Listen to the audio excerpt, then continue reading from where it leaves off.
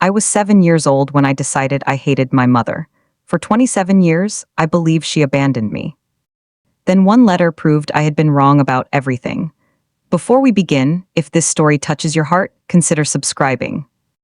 It helps me bring more stories like this to life. Sometimes the people we believe hurt us the most were actually protecting us in ways we never understood. Setting a quiet small town in Oregon, where everyone seems to know everyone else's story, but not the truth behind it. I hated my mother, not because she yelled at me, not because she punished me, not because she stopped loving me. I hated her because she disappeared.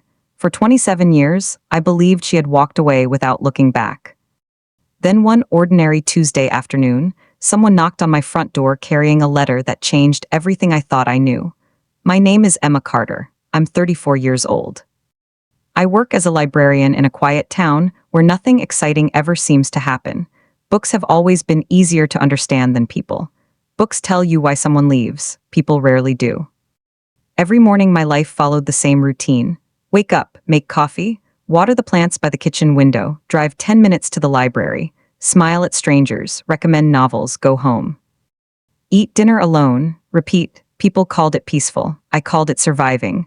The only family I had left was my grandmother, Rose. She was 78 and stubborn enough to argue with her doctor every single appointment. "Grandma," I laughed one afternoon while helping her carry groceries inside. "You know he's only trying to help." She rolled her eyes. "I've lived long enough to know doctors don't always know everything." I smiled. She always knew how to make me laugh. But there was one subject she never laughed about, my mother. Whenever I asked, Grandma's face changed. Her smile disappeared. Her shoulders became heavier.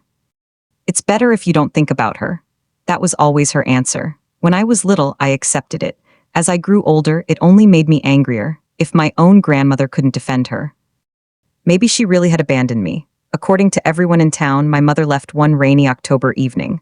No goodbye, no explanation, no phone call. Nothing, just gone. Some people whispered she'd found another family. Others said she'd run away with another man. Children repeated whatever they heard their parents saying. By 4th grade, I had learned to pretend it didn't hurt whenever someone asked, "Why didn't your mom want you?"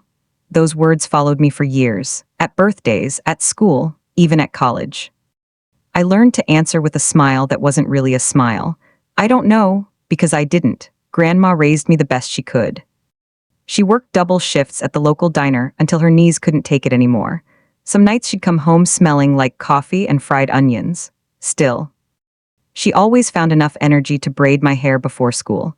"You deserve one person who always shows up," she'd whisper. Looking back now, she never missed a single recital, not one birthday. Not one graduation. She became everything my mother wasn't. At least, that's what I believed. On the wall of Grandma's hallway hung exactly one photograph of my mother. It had been there for as long as I could remember. She couldn't have been older than 28, long chestnut hair, bright blue eyes, the kind of smile that made strangers smile back. Every time I passed it, I felt something I hated admitting. She looked kind, too kind. How could someone who looked like that leave her own daughter? It never made sense. So I stopped looking at the photograph. One Friday evening, Grandma called. Her voice sounded weaker than usual. "Emma, I'm here. Can you come over?" Of course. When I arrived, she was sitting quietly in her old rocking chair. She wasn't knitting. She wasn't watching television. She was simply staring out the window. "I've been thinking." "About what?" She took a long breath. "If something ever happens to me." "Grandma, no, let me finish." She pointed toward the attic. "There's a blue wooden box. I don't want you opening it until..." She stopped. "Until when?" Her eyes filled with tears. "When you're ready to forgive." I frowned. "Forgive who?" She looked at me with a sadness I'd never seen before. "Your mother." The room went completely silent. I stood up so quickly the chair scraped across the floor. "I don't want anything that belonged to her." "Emma." "No." I grabbed my jacket. "She left us." Grandma lowered her head. "So that's what you've believed all these years."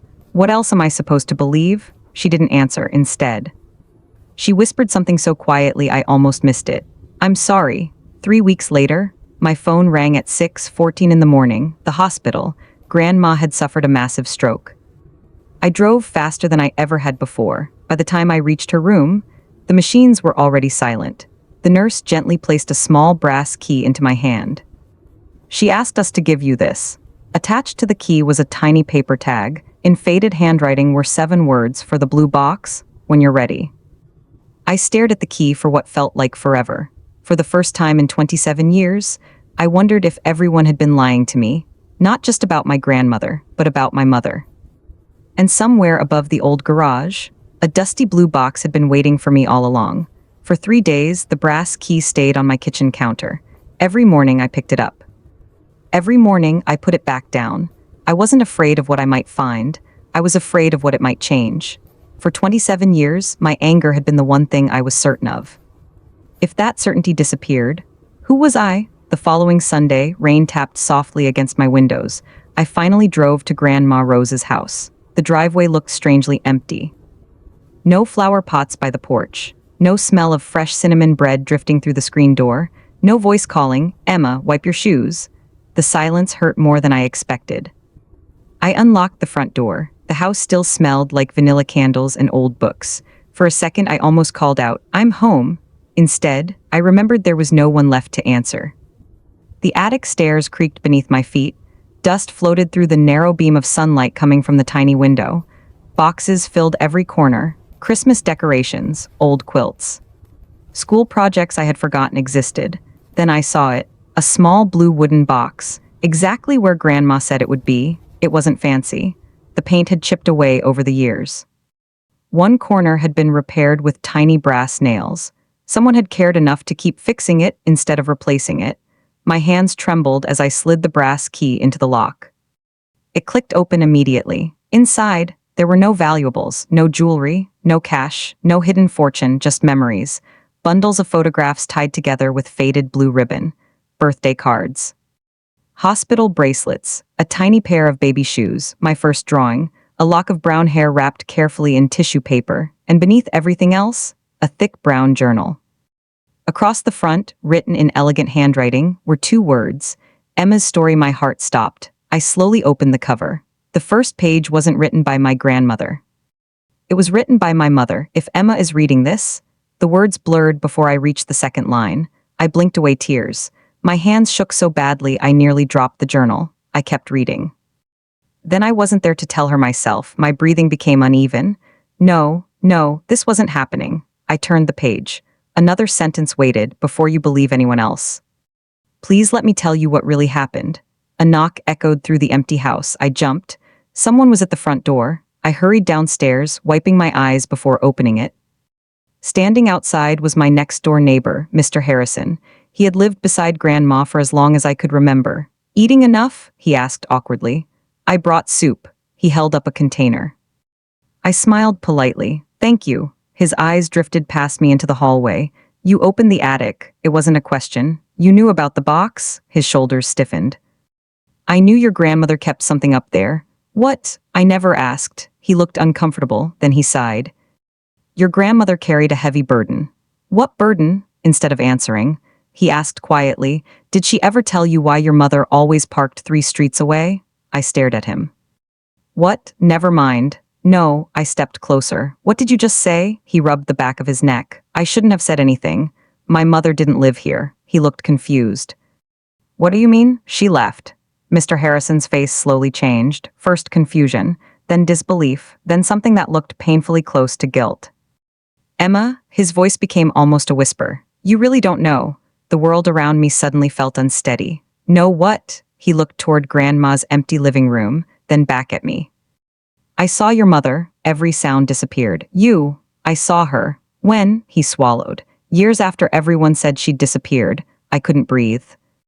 No, I wish I were mistaken. No, she came here. I shook my head violently. That's impossible. It happened. When? Every year, my knees weakened. What? Usually around your birthday. I grabbed the doorframe to steady myself. You're lying. I wish I were. She abandoned me. Mr. Harrison slowly removed his glasses. I watched her sit in that blue pickup truck across the street, his eyes filled with regret. She'd stay for hours, watching this house, watching you. A cold chill spread through my body. Why didn't she come inside? I don't know. Why didn't anyone tell me? He looked down. Because your grandmother asked everyone not to. My heartbeat pounded in my ears.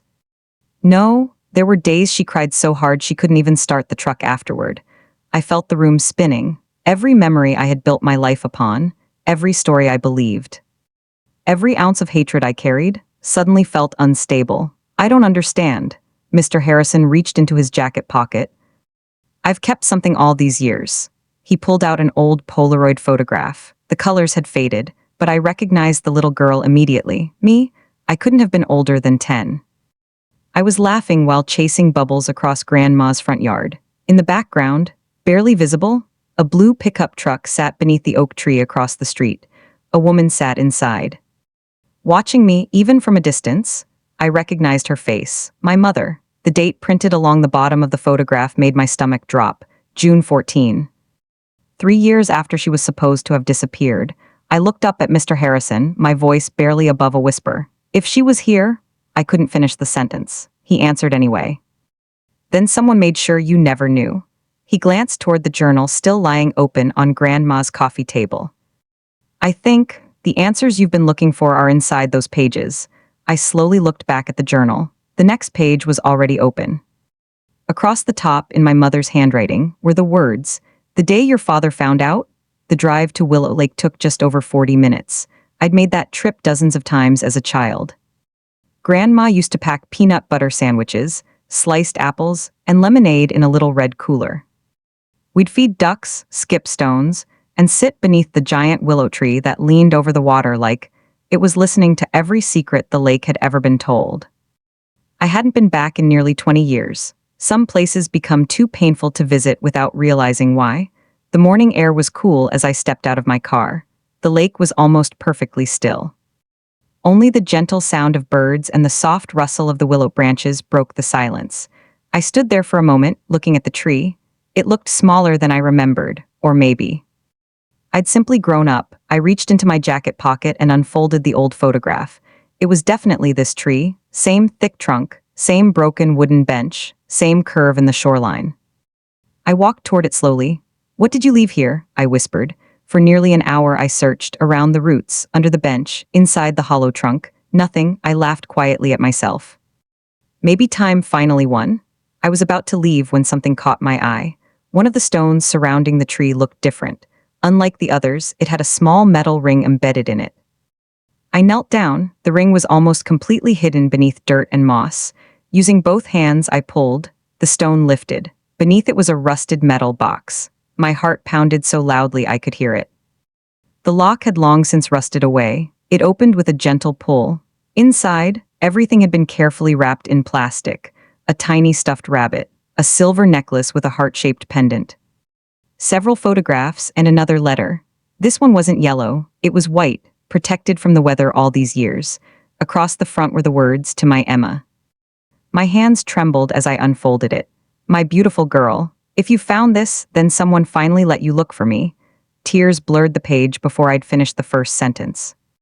"The hardest thing I have ever done wasn't leaving. It was staying away." I covered my mouth. She continued. "The night I tried to leave with you, your father found us. He told me that if I ever came back, he would disappear with you forever. I believed him because I had already seen what he was capable of." The world seemed to stop. Every angry word I'd whispered about my mother, every birthday I'd spent wishing she'd suffer the way I had, every Mother's Day I'd pretended not to care, all of it crashed over me at once. I went to the police. I stared at the sentence. They said they couldn't act without evidence. I went to a lawyer. He told me I would probably lose custody because your father had more money and better connections. I had nothing except hope. There was one final paragraph. The ink looked shaky, as though she'd been crying while writing. "Emma, if one day you hate me, I understand. Hatred is easier to carry than wondering why someone stopped loving you, but I never stopped, not for 1 minute. I loved you every single day we were apart. I counted every birthday, every Christmas, every first day of school. I prayed that one day you'd be old enough to search for the truth instead of believing the lies. If that day has finally come, please, don't waste another moment hating someone who spent her whole life loving you." I couldn't hold the letter anymore. It slipped from my hands. For the first time since I was 7 years old, I cried for my mother, not because she'd left, because she hadn't, not in the way I'd believed. I had spent 27 years grieving someone who wasn't gone by choice. A gentle voice interrupted my thoughts. Emma, I turned. Mr. Harrison was walking toward me. I thought I'd find you here. He noticed the open box. You found it. You knew, he nodded. Your grandmother asked me to keep an eye on it. You knew all this time? I knew there was a box. He looked at the letter. I never knew what was inside. I wiped my eyes. Mr. Harrison, yes. Did my mother ever stop coming? He smiled sadly. No, what do you mean? He looked across the lake. She came every year. My heart skipped. Every year, even after you moved away for college. I frowned. How? She'd ask me where you were. My breath caught. She knew only what I told her. And what did you tell her? The truth. He smiled through tears. I told her you became the kind, smart young woman she'd always dreamed you'd become. I couldn't stop crying. There was one more thing, he said quietly. Before your mother died, I froze. She left something with me? From inside his jacket, he carefully removed a small velvet pouch. Inside was a simple silver ring. Engraved on the inside were 4 tiny words, always your mom. I've waited 12 years to give this to you. I slipped the ring onto my finger. It fit perfectly, almost as if she'd known. That evening I drove to the cemetery, not to visit Grandma, not yet.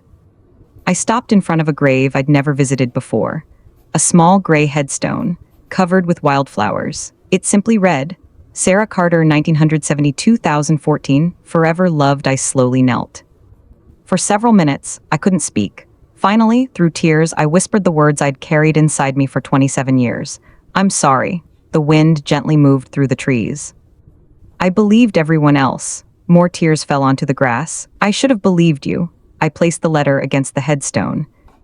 I don't know if you can hear me, but I love you. For the first time in my life, those words didn't hurt. They healed. Months later, I left my job at the library and started something new. I created a small foundation called Sarah's Promise.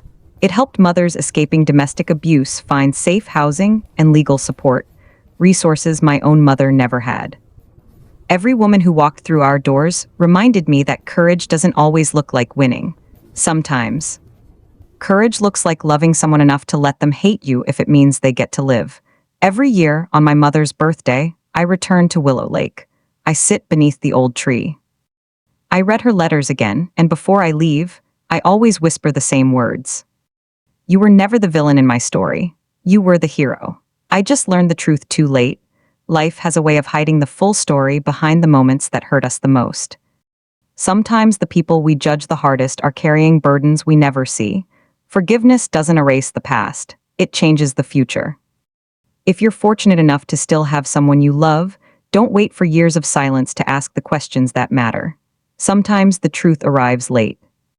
But it's never too late to let it change your heart.